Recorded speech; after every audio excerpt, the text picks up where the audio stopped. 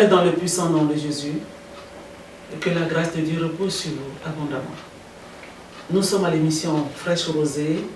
Ce matin, je vais parler avec vous d'un thème qui est le suivant, la vision de Dieu pour l'homme. Selon la Bible, nous voyons clairement que Dieu a un plan pour chacune de ses créatures. Voyons en Jérémie chapitre 1 et le verset 5. Il nous dit ceci. En tout cas, il parle au prophète Jérémie. Avant que je t'eusse formé dans le sein maternel, je te connaissais. Et avant que tu fusses sorti de son sein, je t'avais consacré. Je t'avais établi prophète des nations.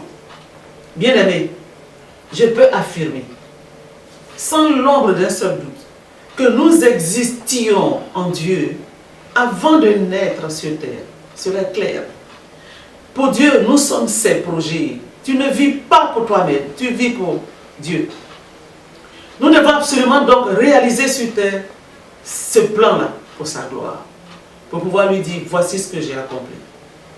Le Jérémie, le chapitre 29 et verset 11, il continue en disant, toujours au même prophète, car je connais les projets que j'ai formés pour vous.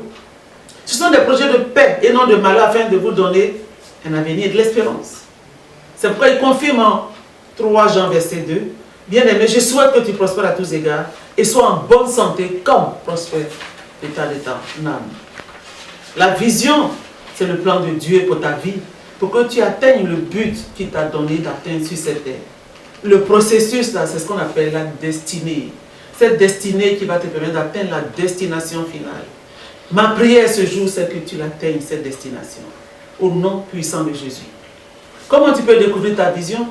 Tu peux voir les talents naturels déjà que Dieu t'a donné. Ce que tu aimes faire dans la vie. Moi, j'aimais beaucoup exhorter les gens dans le monde et Dieu a utilisé cette qualité pour me mettre à son service. Aujourd'hui, je prêche la parole de Dieu. Je faisais des conférences, j'écrivais des discours pour les personnalités. Mais Dieu a tout récupéré pour sa gloire. Et je donne gloire à son nom. Tu aimes arranger les gens, certainement tu seras esthéticien, tu seras une coiffeuse, tu seras un bon coiffeur. Tu aimes jouer au football, certainement une grande carrière t'attend, mais tu dois persévérer, rester dedans et travailler à l'accomplissement de la vision. C'est cela le but de mon propos de ce matin. À la vision, tu seras éprouvé. C'est ça l'adversité. Mais ça ne veut pas dire que tu dois reculer.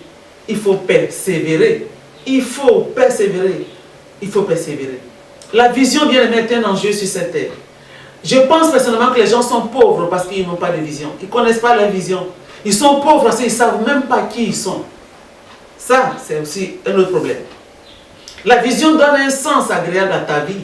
Tu as la joie de vivre parce que tu fais exactement ce que tu aimes faire et les gens le reconnaissent et ils t'encouragent. Et tu as la valeur.